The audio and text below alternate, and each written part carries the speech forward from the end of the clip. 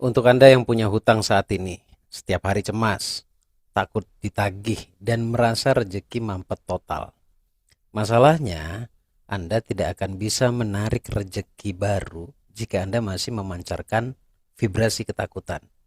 Di video ini saya akan jelaskan kepada Anda bagaimana cara mengubah energi Anda meskipun hutang masih ada. Simak videonya sampai selesai.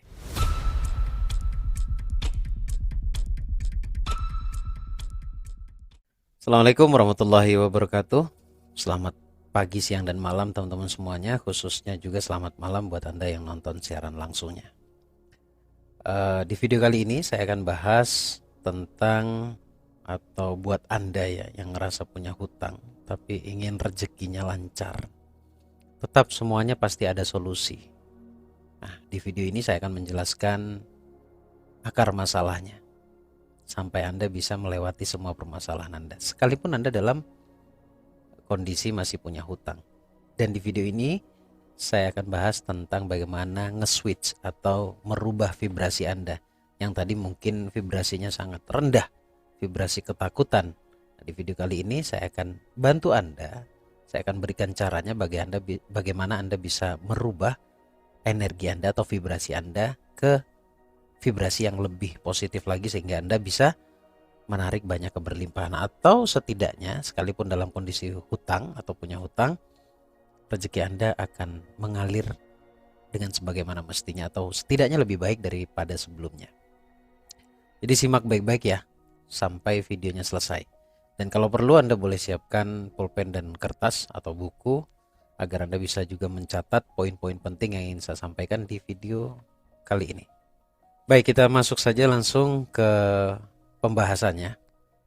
Pertanyaan yang pertama adalah, perasaan yang negatif itu akan menarik hal yang negatif. Benarkah itu? Jawabannya benar. Nah, perasaan negatif yang disebabkan hutang itu sangatlah negatif. Ya, perasaan negatif yang disebabkan hutang itu bermacam-macam. Salah satunya adalah perasaan takut. Apalagi pas ditagih kondisinya lagi nggak ada. Nah, ini sangat mengganggu vibrasi dan saya paham itu. Karena saya pernah berada di posisi itu ya. Kenapa rezeki mampet saat punya hutang? Karena hukum alam yang sering kita dengar dengan istilah law of attraction atau hukum tarik-menarik itu bekerja sesuai dengan bagaimana prasangka kita. Sesuai dengan bagaimana energi kita. Nah, energi kita ini berasal dari prasangkanya kita. Rezeki atau kelimpahan atau kedamaian adalah vibrasi tinggi. Hutang menciptakan vibrasi rendah. Takut, cemas, malu, merasa kotor, merasa hina, merasa tidak layak, dan lain sebagainya. Nah, ketika vibrasi Anda rendah, maka Anda hanya akan mendapatkan kesulitan. Rezeki semakin jauh. Nah, sekarang bagaimana caranya vibrasi Anda itu semakin hari semakin baik meskipun keadaannya sedang punya hutang? Saya kasih analogi sederhana ya. Vibrasi Anda saat ini, vibrasi takut tadi itu, energi ketakutan, cemas, galau, bingung, dan sebagainya, dengan vibrasi rezeki itu ibarat minyak dan air. Jelas kalau Anda lihat minyak dan air itu nggak akan bisa nyatu, sampai kapanpun nggak akan bisa nyatu. Nah, posisi energi Anda atau vibrasi Anda saat ini itu ibarat minyak. Sementara rezeki yang ingin Anda tarik itu ibarat air. Nah, bagaimana sekarang caranya bisa mempertemukan atau menyatukan dua hal yang berbeda ini? Ya, mau tidak mau yang harus Anda rubah adalah vibrasinya Anda. Jadi kalau Anda bisa merubah vibrasi Anda meskipun dalam keadaan punya hutang, Anda akan lihat jika vibrasinya sama, vibrasi Anda positif sementara rezeki tadi juga positif, Anda akan lihat magnet itu akan bekerja dengan sendirinya. Tapi pola hutang, ketika misalkan nanti Allah berikan kemudahan, pola hutang juga harus segera diputuskan ya. Kemudian pembahasan berikutnya adalah bagaimana caranya menerima realita hutang yang dialami. Ini poin penting. Ini obat ya. Banyak orang, mungkin termasuk Anda, membenci hutangnya. Setiap hari isinya cuma meratap saja. Dengan muncul sebuah keyakinan dalam diri, andai saja saya tidak punya hutang ini. Coba, menggunakan perandaian, sebenarnya itu penolakan.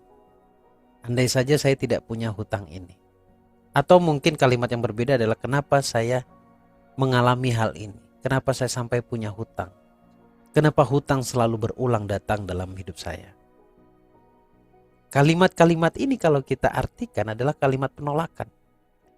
Jadi semakin kuat Anda menolak, semakin susah Anda untuk bisa menyelesaikan hutang itu. Jadi mau tidak mau, terima faktanya. Ya, solusinya adalah dengan cara yang pertama ya, menerima faktanya, menerima realitanya. Realitanya Anda sedang punya hutang. Tapi sekali lagi ini bukan pasrah loh ya. Ini bukan pasrah, tapi lebih kepada menerima realita. Tidak lagi berandai-andai seperti yang saya sebutkan tadi. Tidak lagi berandai-andai semisal saya tidak punya hutang ini mungkin saya akan bahagia. Itu penolakan. Tapi yang seharusnya dilakukan adalah menerima faktanya, menerima realitanya. Ya realitanya memang Anda punya hutang. Nah sekarang Anda bisa lakukan teknik sederhana. Ambil pulpen dan kertas. Tadi di awal saya sudah suruh Anda untuk siapkan pulpen dan kertas. Coba tulis, saat ini tulis. Tulis kejujuran akan fakta yang benar-benar terjadi saat ini. Ya Allah, inilah fakta yang terjadi. Inilah realitanya yang terjadi. Saat ini saya sedang punya hutang. Dan saat ini pun saya sedang kesulitan untuk membayarnya. Saya menerimanya ya Allah. Saya menerima fakta ini. Saya menerima apa yang sudah terjadi. Saya menerima kesulitan saya untuk bayar hutang. Kalau Anda sudah tulis itu, saya minta Anda untuk perhatikan rasa yang muncul dan kemudian bandingkan dengan sebelum Anda menulis. Pasti ada perbedaannya. Ya tidak hanya ditulis, tapi juga dibaca dengan perasaan yang penuh. Perasaan yang menerima realita. Baca dengan perasaan. Saya yakin Anda akan bisa membandingkan perbedaannya antara sebelum dan sesudah Anda menulis dan membacanya. Ya, mengakui fakta akan membuat energi penolakan Anda tadi itu menjadi netral. Anda akan berdamai dengan kenyataan yang ada. Jadi semakin Anda menerima, semakin banyak kemudahan yang akan datang nanti. Karena penerimaan itu adalah pintu rezeki, pintu keajaiban bahkan. Kalau saya mau jujur hari ini, semua permasalahan yang dialami oleh setiap manusia, cikal bakal penyebabnya adalah penolakan. Nah kemudian penolakan pertama terjadi, ini menjadi pemicu atau pemantik kejadian yang tidak diinginkan terjadi lagi di kedua kalinya. Semakin ditolak terjadi lagi dan terjadilah siklus pengulangan kejadian yang negatif. Jadi cikal bakalnya disebabkan apa? Karena penolakan. Solusinya adalah dengan penerimaan. Oke ya, penerimaan. Nah, yang berikutnya adalah pisahkan identitas Anda dengan hutang. Berhenti melabel diri, mempredikatkan diri sebagai tukang hutang. Ini kesalahan fatal yang kedua ya, adalah Anda menganggap hutang adalah identitas Anda. Ada sebuah belief di dalam hati Anda, ada sebuah keyakinan di hati Anda, saya adalah orang yang gagal. Saya adalah tukang ngutang. Saya hidup selalu dengan kesulitan dan lain sebagainya. Nah, ini adalah identitas yang Anda ciptakan. Sehingga saya tidak heran kalau Anda terus menemui kegagalan, menemukan kegagalan dalam sebuah proses mau bayar hutang misalkan gitu. Proses perbaikan. Nah, semenjak Anda nonton video ini, maka PR-nya adalah rubah identitas itu. Pisahkan identitas itu dengan diri Anda. Atau mungkin begini. Coba katakan. Anda boleh tulis nanti dibaca lagi ya. Meskipun saya faktanya punya hutang, saya tetaplah hamba Allah yang murni, yang bernilai, yang sebenarnya berkemudahan. Maka saya layak, saya pantas, saya menerima kelimpahan serta keajaiban. Nah, ditulis itu. Kalimatnya seperti apa? Coba diulang. videonya diulang. Nanti diulang, kemudian Anda catat. Itu PR Anda. Nah, ini pun akan merubah bagaimana perasaan Anda nantinya. Karena selama ini Anda tercipta karena identitas yang Anda buat.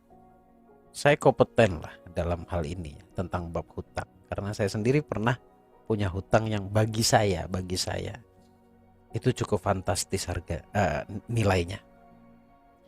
Tetapi setelah saya memahami konsep ini, ternyata selesainya atau cara saya menyelesaikannya itu relatif gak masuk akal. Hanya dalam waktu kurang lebih 2-3 bulan hutang saya bisa lunas. Menurut saya besar, angka 300 juta bagi saya besar. Dan tidak hanya di 300 juta, tetapi hutang pada perorangan, pada keluarga, pada teman juga, itu juga selesai semuanya. Dan kalau di total, angkanya bisa 800 juta. Dan itu selesai semuanya. Untuk yang ke bank yang 300 juta itu selesai dalam kurun waktu 2-3 bulan. Dan untuk menyelesaikan semuanya yang tadi saya sebutkan, ke keluarga, ke teman, ke relasi, itu relatif tidak sampai 1 tahun. Ya dengan konsep yang saya jelaskan saat ini. Simple, sederhana. Kalau di sini ada perintah nulis, perintah membaca, itu tidak sekedar menulis, tidak sekedar membaca, tetapi bagaimana perasaan Anda ikut andil di sana. Dan Anda perhatikan baik-baik letak perbedaannya. Perasaan tadi itu. Nah, kalau Anda sudah menemukan perbedaannya, tinggal bagaimana konsistennya Anda menulis, melakukan teknik ini berulang. Jadi hutang itu adalah pengalaman sementara yang sedang Anda alami. Jadi jangan melabel diri Anda si tukang hutang. Label yang Anda berikan itu akan membentuk menjadi sebuah keyakinan. Bahkan mungkin tanpa Anda sadari. Oke ya. Nah, langkah berikutnya adalah ciptakan rasa syukur dari hal kecil. Dari hal kecil aja dulu ya. Dari yang mungkin setiap hari Anda abaikan mungkin. Coba kita perhatikan baik-baik perasaan kita. Anda memang tidak bisa merasa kaya. Perasaan kaya tadi itu ya. Anda memang tidak bisa merasa kaya. Karena faktanya Anda sedang punya hutang saat ini. Tapi Anda bisa merasa cukup. Ya, kalau Anda mungkin setiap ilmu akan menyarankan Anda harus menciptakan mental kaya. Harus merasa kaya. Oke, jawabannya nggak bisa karena saya sedang punya hutang saat ini.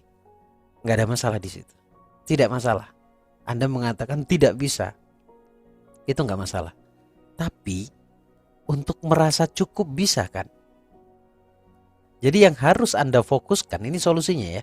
Yang harus Anda fokuskan bukan pada rezeki uang yang belum datang. Tetapi fokus pada rezeki yang sudah ada. Rezeki itu tidak hanya uang. Rezeki itu mencakup apapun yang sedang Allah berikan kepada kita. Semuanya. Nah sekarang, mulai sekarang, berlaku seterusnya, selamanya bahkan. Sekalipun Anda sudah selesai, sudah lunas hutangnya, tetap lakukan ini. Mulai sekarang, lakukan jurnal. Ya, jurnal syukur. Pada hal-hal yang kecil saja, yang menurut Anda kecil, tapi bagi saya itu sangat besar sebenarnya. 5 menit sehari. Bahkan mungkin ya 10 menit sehari. Masa iya sih ngorbanin 10 menit untuk keajaiban di masa depan? Anda tidak mau? Harusnya mau ya. Nah, apa yang Anda tulis, apa yang Anda baca, apa yang Anda rasakan, coba tulis 5 hal ini setiap hari. Dan setiap harinya mungkin akan nambah dengan sendirinya. Itulah dampak syukur. Ketika mensyukuri 1, Allah kasih 2. Ketika mensyukuri 2, Allah akan kasih 3. Mungkin begitu ya. Kenapa? Karena saya percaya sekali bahwa Allah pernah mengatakan la in syakartum la azidannakum. Ya, jika kita bersyukur maka Allah akan tambahkan nikmatnya. Allah akan tambahkan nikmatnya.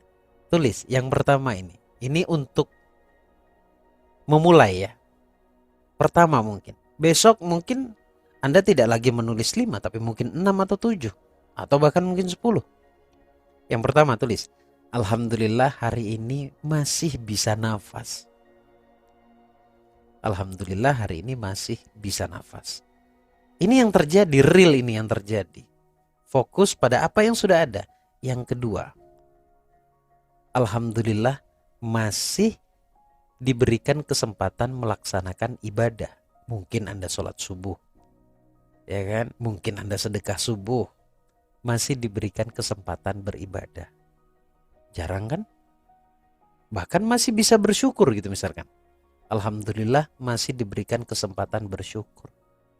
Kemudian yang ketiga, alhamdulillah anak, istri atau suami. Kalau yang dengerin saya ibu-ibu, alhamdulillah anak dan suami masih diberikan kesehatan. Atau kalau Anda single misalkan, terima kasih ya Allah, alhamdulillah anakku masih sehat. Kalau nggak punya anak Gus, alhamdulillah orang tua masih sehat. Kalau nggak punya orang tua Gus, alhamdulillah masih diberikan tempat naungan rumah. Kalau nggak punya rumah Gus, ya apapun yang Anda miliki, alhamdulillah masih punya kuota mungkin. Saat ini Anda sedang nonton saya, nonton video ini. Dan alhamdulillah masih disadarkan oleh video ini. Tulis 5 aja dulu. Ya syukur kalau Anda mau nulis 10 gitu ya. Habis nulis dibaca dirasakan.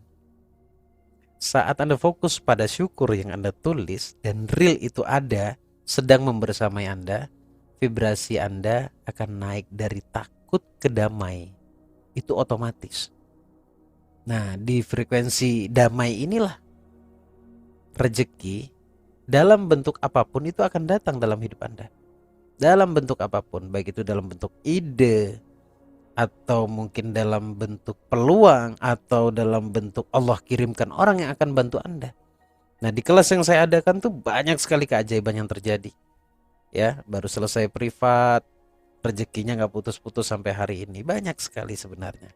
Suatu saat saya akan bahas itu karena bentuknya adalah komunikasi di grup. Saya belum ada kesempatan untuk bertemu kemudian ngobrol dengan yang bersangkutan. Tapi tulisan dia itulah cerita yang sebenarnya. Gitu ya. Nah, sekarang kita masuk yang berikutnya. Doakan mereka. Siapa mereka? Doakan mereka yang Anda sudah pinjemin. Anda minjem duitnya, bisa perorangan, bisa ke bank. Ya, karena dengan mendoakan itu sama dengan penyembuhan, healing. Melepaskan energi benci. Ya, karena seringkali kita itu benci pada orang yang memberikan kita hutang.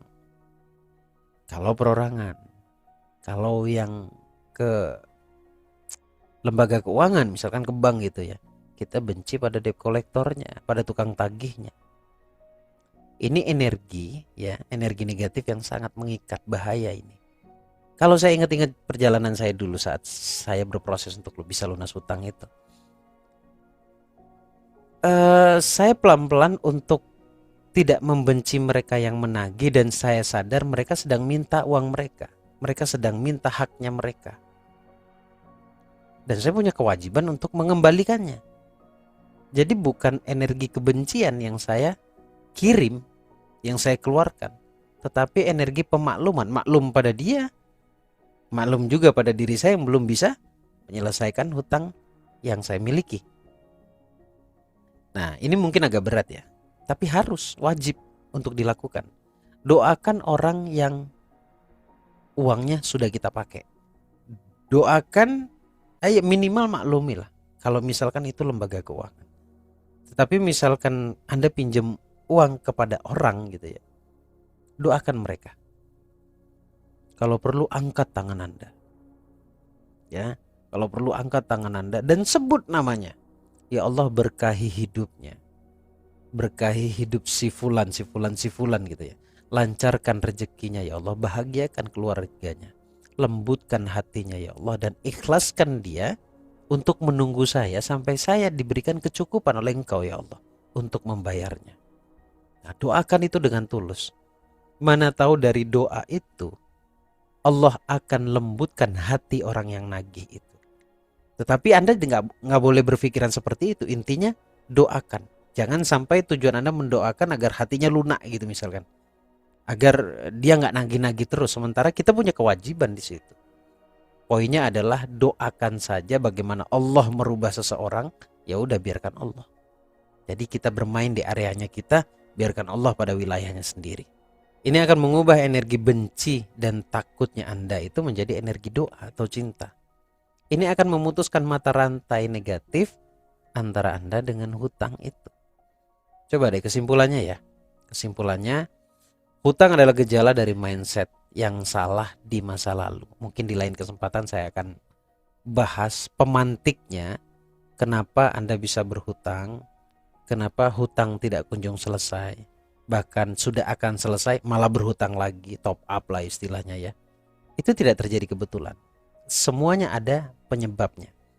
Tapi pembahasan kita kali ini, insya Allah ini akan menjadi obat.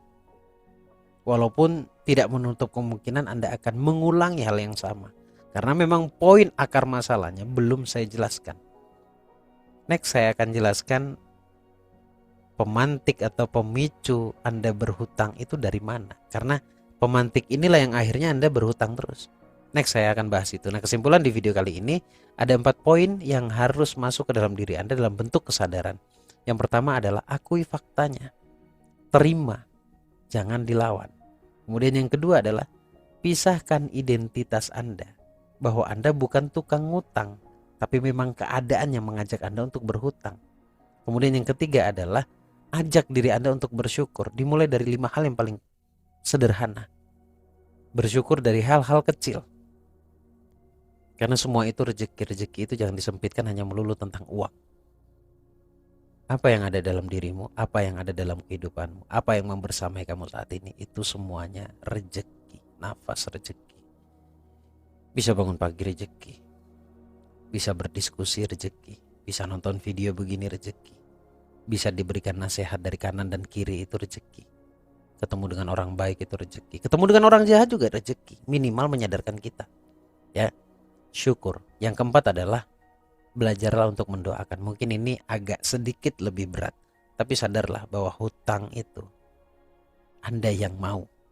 Jadi tidak perlu membenci mereka, tapi justru harusnya mendoakan mereka. Semoga bermanfaat teman-teman. Sehat-sehat selalu buat Anda. Senang bisa berbagi. Saya akan lebih senang kalau Anda amalkan apa yang saya sampaikan. Sederhana sih sebenarnya, tapi mungkin karena sedang punya hutang, sesuatu yang saya anggap sederhana bagi Anda adalah sesuatu yang besar dan sulit mungkin ya. Tapi tetap saya percaya itu sederhana. Hidup itu bukan perkara bisa atau tidak, tetapi mau atau tidak. Kalau Anda mau, pasti bisa. Terima kasih. Sampai ketemu di lain kesempatan di video berikutnya. Assalamualaikum warahmatullahi wabarakatuh.